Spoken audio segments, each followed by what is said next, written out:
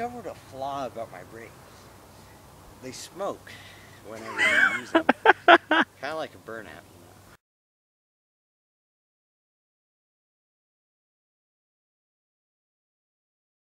know. Okay, so I start for you. It's just point. Don't press anything. Hi, my name is Scott, and this is my creation. Point towards the creation. Thank you. Now, I named her Betty. Okay, so it's a Gatorade gas can. The old one actually eroded through the bottom, so I just put a fresh one in. This is a chainsaw engine, 33cc with a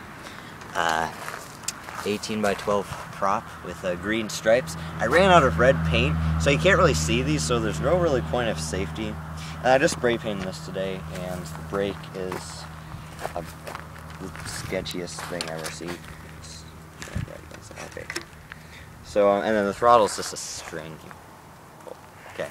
So we're gonna take a run. It's a slight uphill coming down, or coming up, and then slight downhill going down. So it'll be interesting. It'll go slow and super fast down. So we'll start it now.